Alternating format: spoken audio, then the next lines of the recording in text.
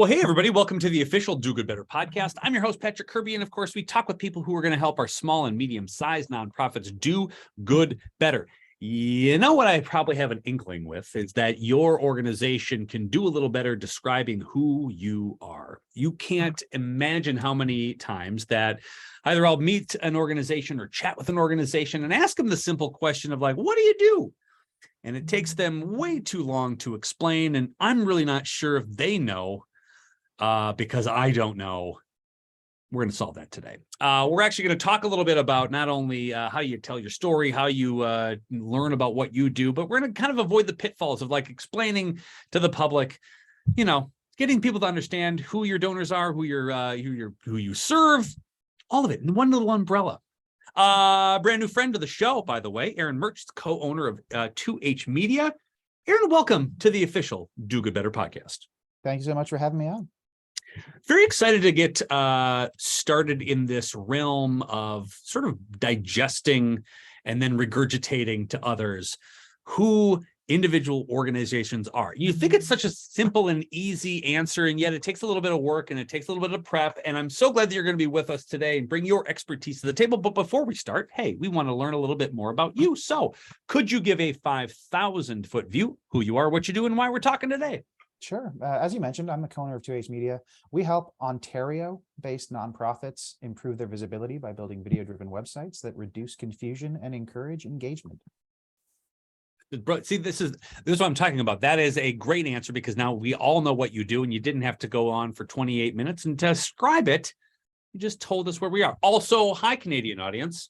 It's been a long time coming. We're very excited to see you there as well. Okay, so Aron, let's work from here. I am a newish or a small nonprofit, and I think I know what we do. At least we got a mission statement, and I could repeat that over and over again. But maybe why is repeating a mission statement not the best way to describe to somebody who asks what you do as an organization? Why is that not the best way to like just be done with it? I got a mission statement. Here's what it is. Is there a better way to approach who we are as an entity? Yeah, and some of it depends on how good your mission statement is. If your mission statement is really killer and on point, that can be an awesome way to kick off that conversation. But in my experience, most mission statements are really broad and way too vague. Mm-hmm. So rather than saying, here's the mission on like that 20,000-foot view, because that might be something we're hoping to achieve over the next 100 years by working in a bunch of communities. What's your actionable plan? What are your next steps? Like, what are you doing day to day, week to week, month to month to actually make a difference in the world, rather than some large scale vision for what you're hoping to achieve eventually? Right. I always like the idea or a definition of a vision statement instead of a mission statement, which is what do you want to do when you grow up, or who do you want to be when you grow up as an organization? Like, we're going to go and achieve this, but here's what we're doing in the meantime. And I think it really comes down to impact stories. You know, the real relatable thing that somebody, average Joe, average Karen on the street is going to totally relate to, or at least understand from a here's what we're doing to make our community better in the first place. Where do we start if we're sort of analyzing ourselves as a nonprofit to see, you know, if we've got this thing together, or if we think we do, or we know we do, how do we even craft it even more effectively to kind of explain away what we do? In terms of figuring that out, like if you don't have a clear idea of who your organization is and what it does, I'd start with your success stories. So if you're already doing a bunch in the community, look at the achievements you're the most proud of. Mm-hmm. What have you actually done to make an impact? Who are you empowering? And then what have they done with it? Mm-hmm. If you could start with those success stories and start to actually define the changes you're creating, you could look backwards at your process and go, what steps did we take to achieve those outcomes for the groups that we're working with? And from that, you should be able to build an elevator pitch or a mission statement or whatever you want to call it that literally just explains that process. Mm-hmm. Part of the reason why I think a lot of nonprofits, especially here in flyover country, we're in North Dakota, my goodness, we're like the most middle of America kind of thing, where our successes and celebrating it sounds like bragging, Aron. And we know damn well that we don't want to brag because that sounds gross. How do we get out of our heads about that? That is such a huge sticking point for a lot of nonprofit leaders. And I'm of two minds to this. On the one hand, there's a lot we can do to make that more palatable, and we'll get into that in a minute. On the other hand, I think it's really important for nonprofit leaders to understand it's okay to brag a little bit. It's absolutely okay to tell people that you're making a huge positive impact, and you're probably spending tons of time and tons of energy. You're underpaid and underappreciated, and really trying to get that impact out there, while actually celebrating your own successes and sharing your passion for the work you're doing is a massive part of helping other people understand what it actually is you do. If you don't brag a little bit, people are going to have no idea what you do. The other thing too is that I think the donors who give to you and the individuals who are so hell-bent on making sure that your organization is a success want to know where their money went. And if you don't tell them, and if you don't celebrate anything that you've been doing, well, how in the hell are they supposed to know? That's another thing that drives me nuts about the nonprofit industry, is that not necessarily the humility that comes along with the responsibility of having and caretaking some money. That's not this, but letting people know about the successes is how you're going to beget more people who want to join your mission to help you have more successes. Am I wrong about this? No, absolutely. Like that's massively important. That's the whole crux of it. Like, if you want to build trust with donors, sponsors, volunteers, even more people who might want to participate in whatever services your organization provides, you're going to need to show them that you can actually do the things you're setting out to do. Mm-hmm. And that bridges me really nicely to the second part of that conversation, which is how do you make sharing your success stories more palatable? It's understanding that your success stories take a whole team. And so one of the first things I said is look at the achievements you're really proud of. Most of the time, those are not achievements within your own nonprofit. You're not really like excited that you implemented an email marketing plan last year. No, you're excited that you built a school overseas, or you gave a bunch of training to a local business and now they're doing amazing things. Well, if you're bragging about other people's achievements and the ways you helped them get there, it doesn't have to be this self-congratulatory pat on the back that you might be worried about. It's actually a matter of celebrating your community at large, and just using your resources as a nonprofit to help get the messaging out there about all of the other good that you're helping create and that other people are helping create, by doubling down on the things you put in motion. One of the things that I love as a strategy that you just sort of hit on is lifting up other organizations in the community as doing great work. I think the hesitancy is like, well, I don't want my donors to see that we're praising others because they're going to go and see their organization and they're going to go give them all their money. No, they aren't. No, they're not going to do that, right? I see that all the time, and it's the most tragic thing in the nonprofit space is the scarcity mindset. Uh-huh.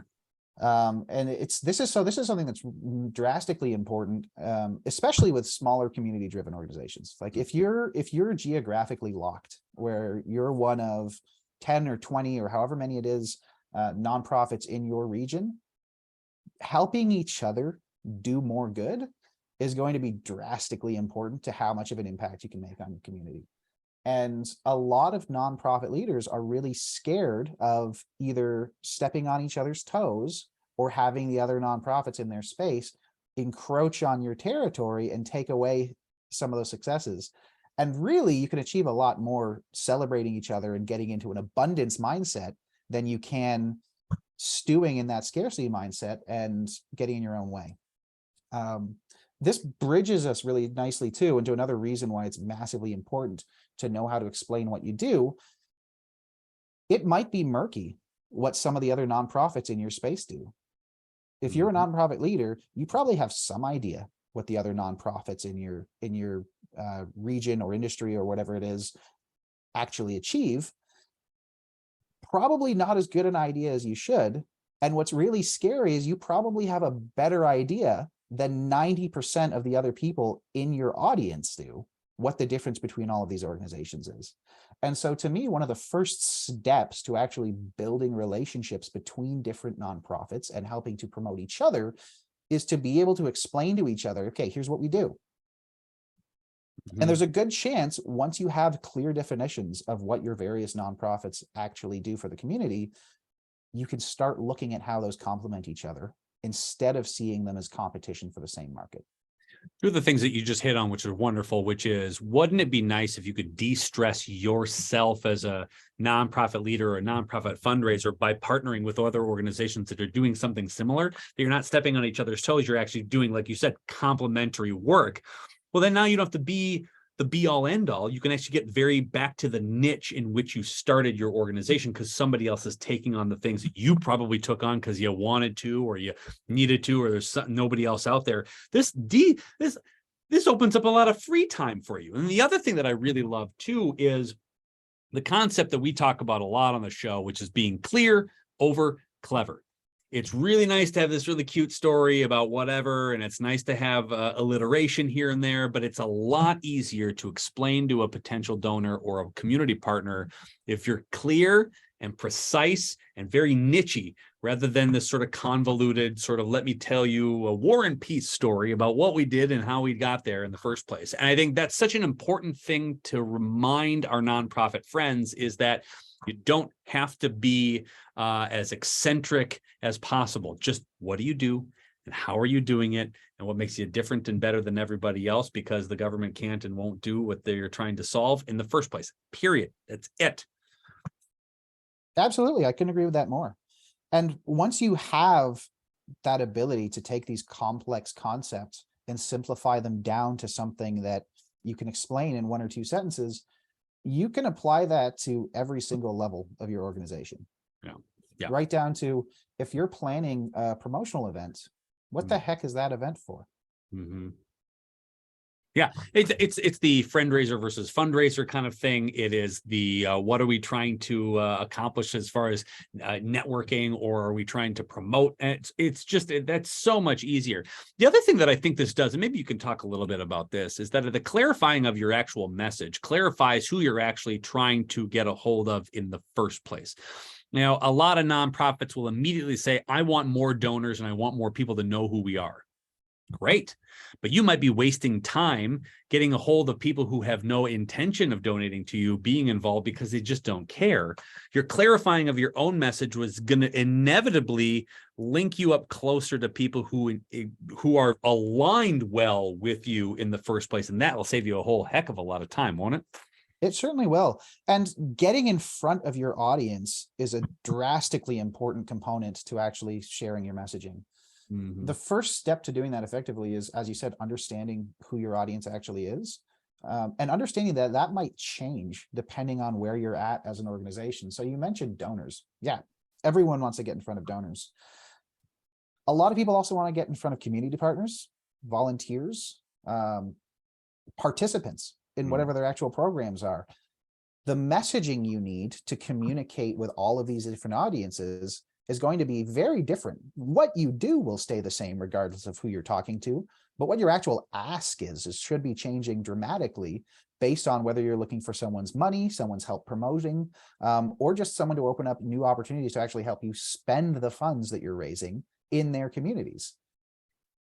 Non-monetary asks of an individual are the gateway, I think, to big long-term relationships. Because if you call somebody, the only thing you ask for is money, and every time you call, you ask for money, and every time you call, you ask for money, they become an ATM to your organization, and they don't like that. Nobody likes that.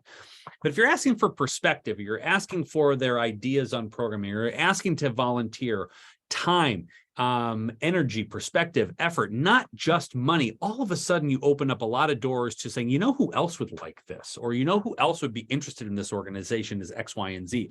Your Rolodex grows immediately when you can concentrate on making, like you just said, other calls to action. So maybe you can kind of describe, how does an organization figure out what things other than money they can ask for? Because I think that confuses them. Like, well, why would I talk to anybody if it's not about money?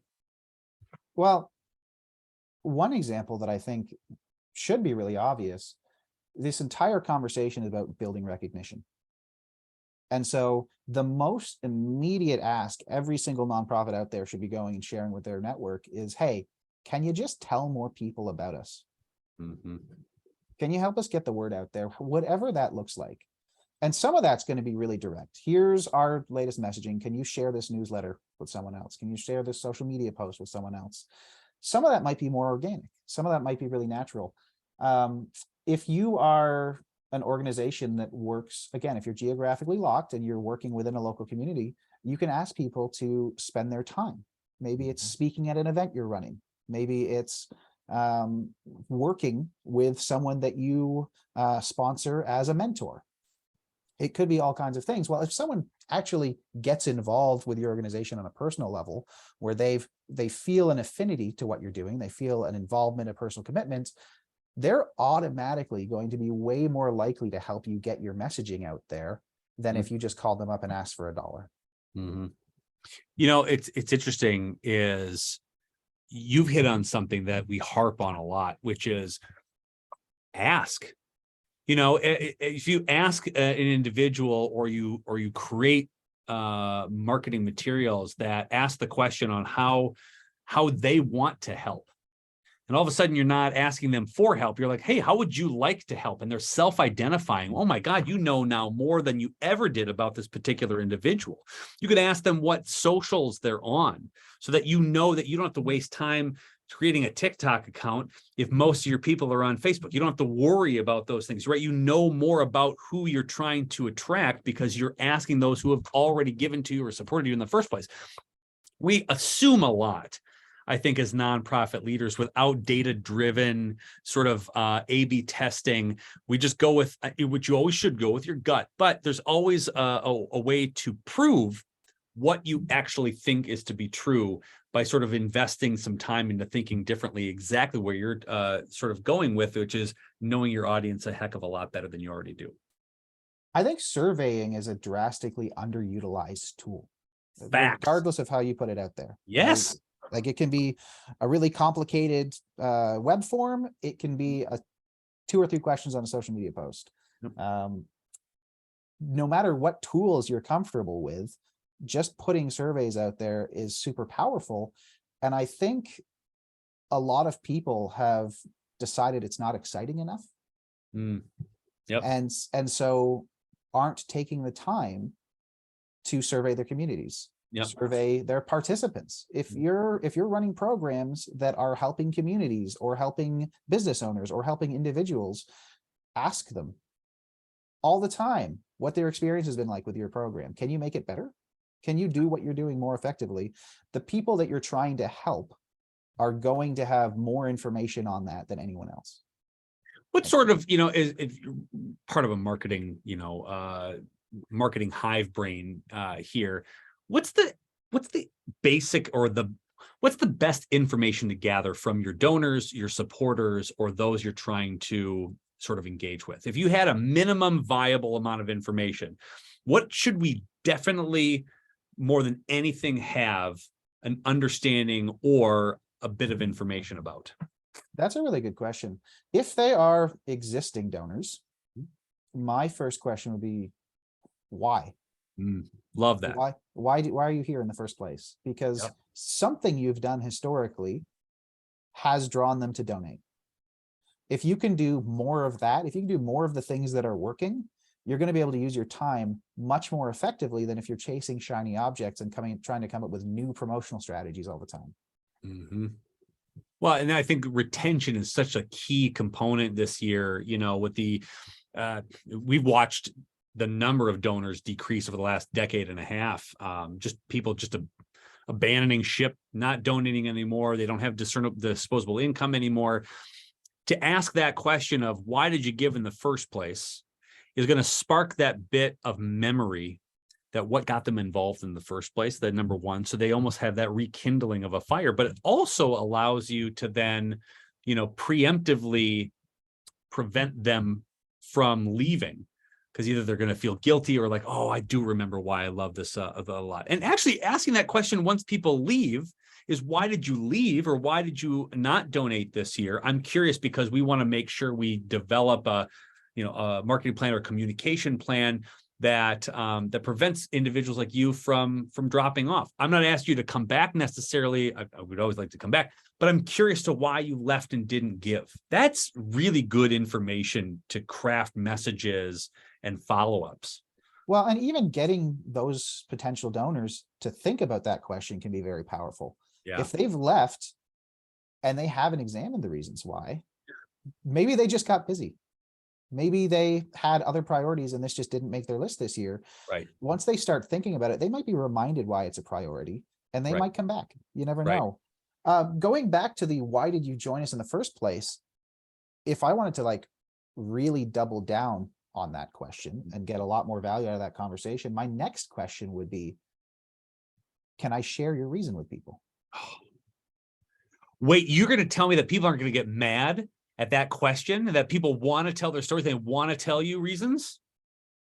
Most What? people love to talk about what they're involved in, their decision-making processes, especially if you're taking donations from larger organizations. If you're taking donations from a business, which is immensely common, it's super important to their marketing strategy that they tell people that they're doing it. And this might be a secret that a lot of nonprofit leaders don't know. For-profit businesses are often terrible at promoting what they do with nonprofits and how they give back to their communities. So if you could give them another avenue to do that, they're going to be really encouraged to give to you again in the future. They're going to be able to get that messaging in front of their audiences. And now you're building those community connections that we talked about earlier, where it's more than just a monetary relationship. It's an actual partnership where you can grow together and work collaboratively to spread your messaging. The fact that you could create content for a marketing team that's always looking for content, which every business is, right? And they're scouring what they can do internally to promote a product or a service or an impact, whatever. And you're going to serve this up on a silver platter of your company, provided revenue or provided the support to do this, this, and this. And we couldn't have done it without you. Thank you very much. And you give it to them in 2 or 3 forms or a sentence or a testimonial. Oh my God, you know how appreciative that marketing squad is? They don't have to think about stuff for the day. That's wonderful, but it also does something else here. And then this just kind of dawned on me here, is that this next generation of employees really wants to make sure that their companies are making a difference in the community, and they don't know what their company does. So you're helping your HR department, their HR department, right, create content to keep their employees happy about what they're doing in the community and make it better. You're legitimately giving it to them by saying thank you. And by the way, you want to continue this partnership because you're awesome and we're awesome. We're better and we're better together. And consider how much more powerful that is for a minute compared to what most nonprofits offer businesses. Yeah. Because 9 times out of 10, it's, hey, here's our tiers. Mm-hmm. If you give us X amount of money, we're going to put you on our website on a page that doesn't get any traffic because we're not promoting our website. Yep. If you give us X amount more money, well, we'll put you on a banner at one of our events. Yes. And these are all, great tangible things that you can put it down in a package. You can forget about it. You've done nothing to nurture that relationship. You've done nothing to capitalize on that success and build more success out of it. By having this whole conversation about, hey, how can we promote each other? Let's tell the story of why you donate to this organization. You're ticking a ton of boxes for them, and you're going to create a story that your audience can now buy into. And if someone who's watching your channels, who's watching your promotions, can see why this other company that you're working with supports you, that's massive social proof to encourage them to support you as well. So we talk about building trust with your donors. I think sharing your success stories that come from your donors can be just as important and just as powerful as sharing the success stories you're creating with your work. We talk a lot in trainings and in webinars that third-party endorsement is exponentially more important than first-party solicitation. Everybody out there expects you as the nonprofit leader to brag up and see, look at what we're doing. And nobody expects a random volunteer to showcase how much they loved working with you, making an impact, et cetera. It's the reason why we trust random people on the internet to buy a vacuum on Amazon, right? We look at the 5-star reviews and we're looking at, well, that Phil knows what he's talking about. Clearly, I can't make a decision for myself. It's the same topic with the donors and your supporters and your volunteers and the people who love you. Why not give them an avenue to do so? So I'm wondering, is there a way or an easier way to approach them about inviting them to the table, or is it as simple as, Aaron, just asking them to provide it? I think it really is as simple as asking them to provide it. To make it a simple conversation a little bit more complex, it depends on your relationship. You might already be in regular communication with some of these sponsors. And if you've already got regular touch points, just make that cross promotion part of your next meeting agenda. And you can have a whole conversation again about it and get as elaborate as you want about what that promotional strategy looks like. If you don't have that constant communication, if you don't have as close a relationship, keep it real simple. Again, I'd go back to the two questions. Why did you choose to sponsor our organization? And can we share that story? Yep. See, and that's such a practical thing to do. Let's just hypothetically say you got a quarterly board meeting or you got a monthly board meeting. Why aren't you asking everybody in that room around that table going, hey, can we just go around and take 2 minutes and say, why did you join the board? And what do you love most about this organization? And can we share that? Depending on how many board members you have, that's 8, 9, 12 pieces of content that you've just curated in less than 5 minutes that's catered to individuals who are like-minded of your current board members. It's huge. And like, I mean, this isn't what we're talking about today, but many nonprofits struggle with board member engagement. Yep. It's a massive challenge, especially for executive directors. You're putting a ton of time in, you're living in the nonprofit. Your board members probably aren't. They're running other businesses, other organizations. They're involved in their communities. They probably don't live and breathe your nonprofit as much as you would like them to. Giving them those easy ways to participate in the process can be a great step for getting your board members way more involved and way more on board. I think this is the perfect strategy to do so. And I think it's perfect strategy that we're talking about it because that actually makes sense. If you're looking at a small nonprofit, what is the 1 or 2 things that you know they're probably not doing that they should? What's low-hanging fruit that a small nonprofit is not doing well enough that they could probably turn it around in 2.5 seconds if they thought about it a little more, that you see on a fairly regular basis, just missing from the landscape? So the 2 things that small nonprofits are not doing that they should be. Yeah. I mean, we've talked circles around this the whole time. The number one thing is just talking to people at all, full stop. Yep. Do you have any kind of social media presence?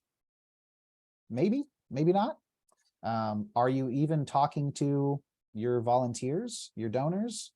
I don't care what that looks like on a technical level. I don't need you to go and get MailChimp. I don't need you to go and get a super advanced customer relationship manager.